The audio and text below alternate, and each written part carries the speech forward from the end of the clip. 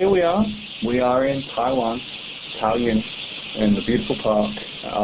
Basically in our meeting room, which is a table in the park. It's beautiful. The Garden of Eden. Yeah, the Garden of Eden. Basically on a mountain. And we're here to talk a little bit about Taiwan. Previously we've talked about South America. We've talked about the other Asian countries. And now we've put Taiwan separate because we feel it's got quite a lot of unique points to it, which are worthy of discussion. And if you're really seriously looking at getting your assets and your family out of whichever slave country you're currently in, oh, be nice. sorry, I have to keep saying that. Then it's Taiwan definitely, and that's Taiwan, not Thailand. Yes. Taiwan is definitely worthy of investigation. So myself and Greg here are going to go through a few points. Where would you like to begin, Mr. Greg? Well, I mean, the thing is I've already mentioned, that I've been in Taiwan, for going on 10 years now, and I've lived in Asia for over 13 years, and I've been traveling to Asia since 1990, and as I mentioned before, of all the countries that I've ever visited in Asia, not for vacation, because I've lived in countries, and I've paid taxes in countries and owned businesses and that, but if I had to take all the advantages and all the disadvantages and mix them together, there's no question in my mind Taiwan comes out to the very, very top of the list. And there's many reasons. Like we have a website, www.investtaiwan-formosa.com, and we have a mission section, and like our company, sort of helps people move to Taiwan and use Taiwan as a safe haven. And I mean, we're not gonna talk about it here, but a lot of stuff that we are talking about is in our website. It's on there. Yeah. It's on there, and I think it's worthy of a read. If you go into our mission section, and you can see why Taiwan is one of the... Oh, and as well as that, we have a separate page, Why Taiwan. Yes. Where we've listed out in a really sort of clear manner, just bullet pointed for you to see really clearly all the points, not all the points, but a lot of the points we're discussing today. They're all on there, why, where it gets you, how easy it is, the process of how this happens, and how you go from being in your country to actually to use Taiwan as a safe haven. Yeah, to get here as a safe haven, and in doing a safe haven, there's many ways you can go about that, and we give you those varieties in how fully committed you want to be to that, whether you want to live here, whether you want to bring a family here, whether you want to bring assets here. All those different options are covered for you.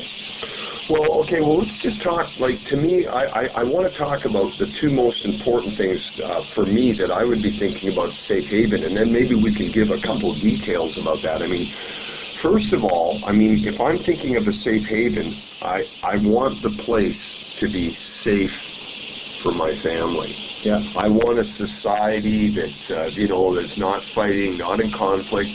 They've got a good culture, the economy's good, people are working together, they value their family, they want their kids to have good education, yeah. They're friendly, helpful. Taiwan is all of that. Taiwan ticks all those boxes. It's very family-centered. It's lovely to come out to the parks and see lovely parks, barbecuing on the weekends, everyone getting together. You walk down your street and you see people outside their houses barbecuing, the whole family are there. And there's so many special occasions in Taiwan that you have this, family get-togethers all the time. It's a very caring... it's family-oriented. Family-oriented. And everyone looking out for each other. And their neighbours as well. People are very good like that in that... everyone looks out for each other. It's a little bit like Canada in the 70s. What about the UK, where people will, help each other? I look back, and to how things were when I was growing up, and it was very different. Yeah, people would. I used to play out in the street, and different people would look after you. You know, if your mum was busy, you'd go and have dinner with someone else's family. Everyone would look out for each other. And unfortunately, you know, obviously as I grew up, that changed. England changed drastically, so did Canada, so did America. Absolutely. We're kind of the generation of people that we didn't have Xboxes and we didn't have PlayStations. You know, you went out on your bike and, you know, you came back at the end of the day and someone's mum would feed you, you know, and you were looking after. And you didn't have to worry about a lot of the stuff we have to now. You weren't going to get, you know, a stray bullet from some drive-by or some craziness like that. Speaking of stray bullets, that's another thing, and like we think that's an advantage here too. It's like the police are actually very respectful. They don't rough the people up. No one's packing guns around here. Right. The crime rate is low. I mean, this is. I saw actually. I was just reading this week. Very quick point on the police approach to drugs here. And what it was a guy from the US, and he was sent out on some exchange program to improve the policing in his area. And basically, they were looking at drug usage and people being arrested with drugs and how they would deal with that. And it was talking about the Gaoshun police. Basically, they were treating users, just like they do in Holland and Portugal, as patients. And so, you know, they had a hardcore drug problem. They would work on actually helping these guys get off of the drugs rather than trying to prosecute them. The dealers, they'll go after very focused and take out the dealers and try and get them prosecuted. But the users are a very different mentality in the way they're treated. Rather than treating them as criminals and driving them deeper into the system, they actually, you know, really do their best to help them. I think it's a real picture of Taiwan. Well, it's encouraging. Yeah. I mean, the crime rate is down here. I mean, there's not a lot of crime here, especially violent crime. I mean, that's just about unheard of here. It's very much because there is kind of that respect still within society. The police do their job. People help out each other. People help out the police. Yeah, they're friendly. They're approachable. I've never had one problem with the police being confrontational or trying to rough me up or trying to be disrespectful. The exact opposite. Absolute contrast, yeah, from all my experiences in the UK, where even if the police weren't outright rude, they always tried to have this intimidating manner about them, whereas I am the law, Judge Dredd style. Yeah, that's right here. Whereas here, they're like, they're almost your tour guides. They'll try and help you out and show you where to go and help you, you know, oh, you need to go over here and buy your tickets, you need to go over there, and that's where the bus stop is. Absolutely the most helpful possible. And as well, the police stations here as well, you can actually stay at them when you go traveling around Taiwan. You know, it's kind of like B&B. So, lovely. A real contrast. They got a smile on their face, and they're the only people with guns.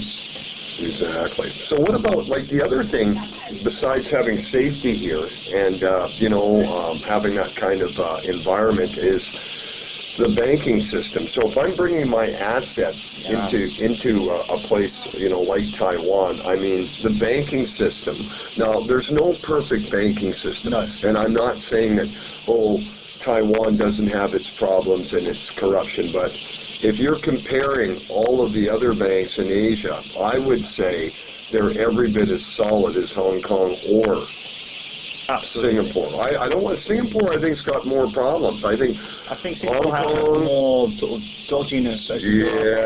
More money is involved. A little bit like City of London. But I mean, Hong Kong. If you take Hong Kong's banking system, or even the Republic of China's, because I mean, Taiwan is China in terms of banking. So many they are. Yeah, they absolutely made they are. So many more agreements over the past few years. They're linked, and they're linked. They're merging. They're becoming closer. RMB's in here, and we're going to be using RMB here. So you can have an RMB account. So yeah, essentially, in terms of banking, we're the same system, and you know how China treats people, bankers that kind of break the rules. Exactly. It's the same, you know. It's like this is one of the few places where a banker is going to get jailed. And a president And the president, yeah, he didn't get off the hook either. We have a president right now that's in jail serving about 18 years. And some of his family. Yeah, and I'd say kind of half of his family. Exactly. Where do you hear about that? That usually, you know, that happens in the States. You know, you get a library, like a library built for you or a statue put up. Happens here, you're in prison. Exactly. So it's a real good example.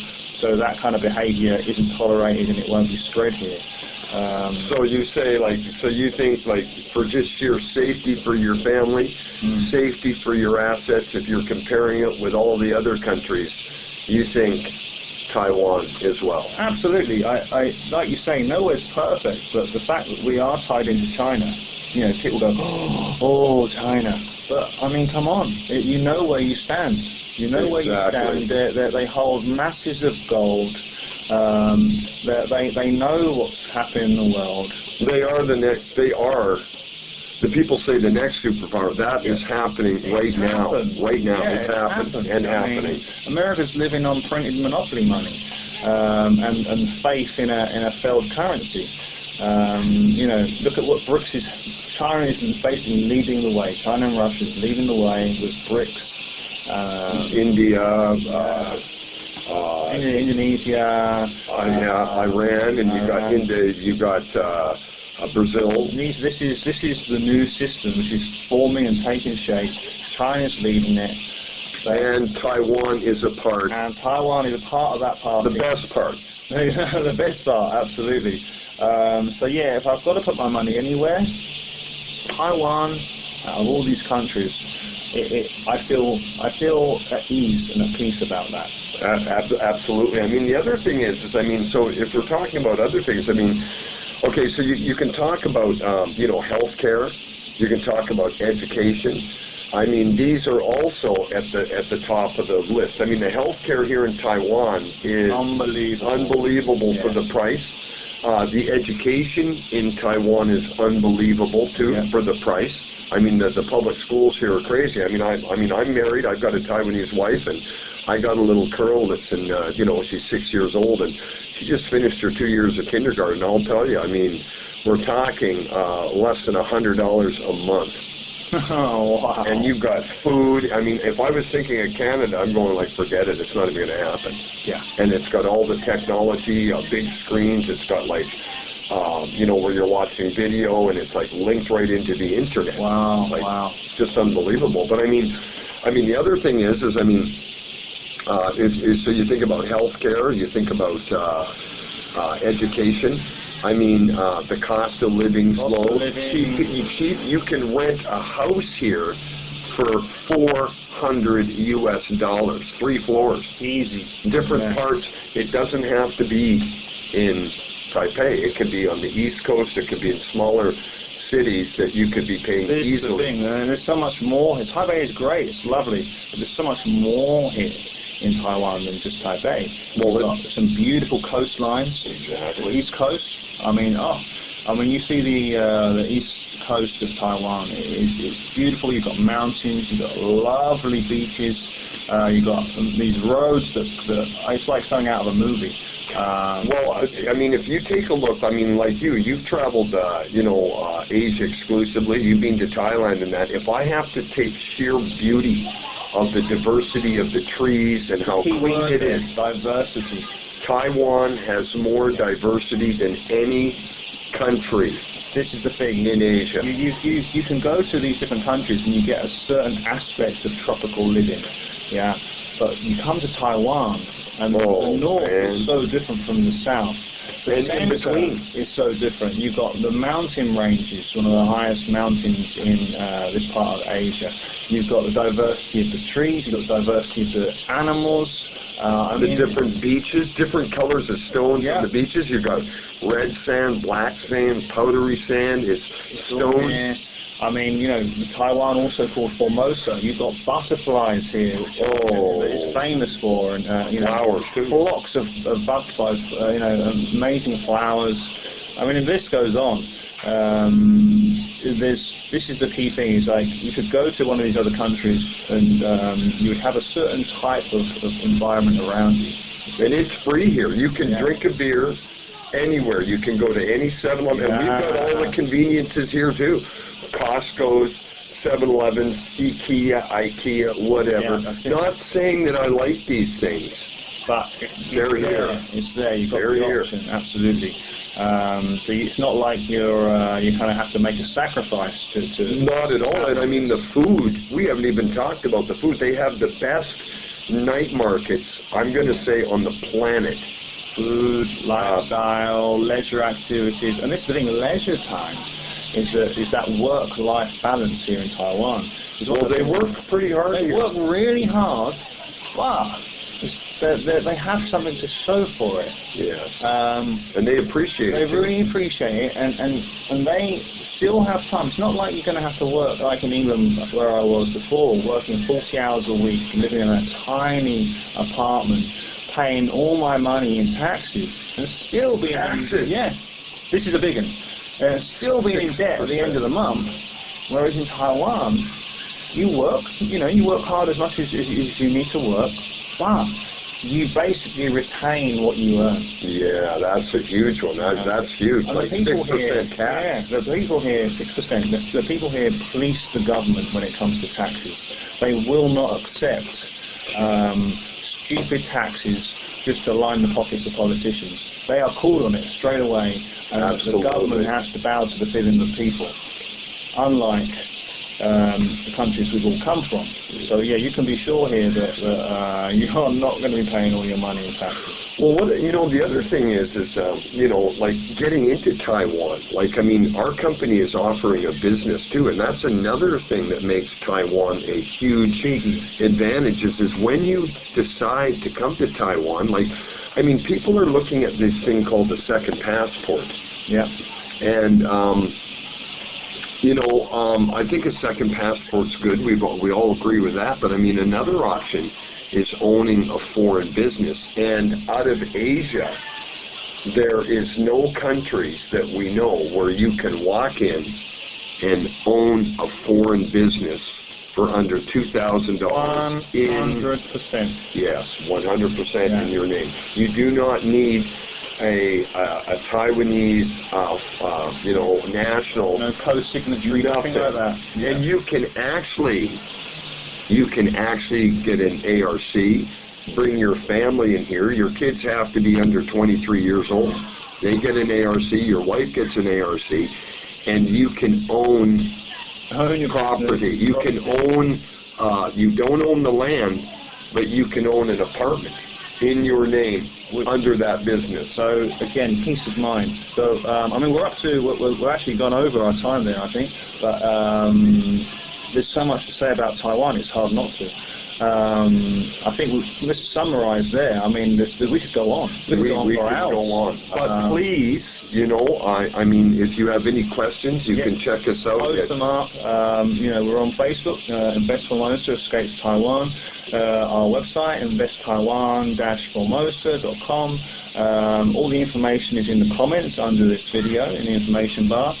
Let us know your thoughts, any questions, email us, leave a comment. We've got Skype as well, so we can always have a conversation about all these different countries. All right. Thank you, Simon. Thank you, Greg. Okay, see you all soon.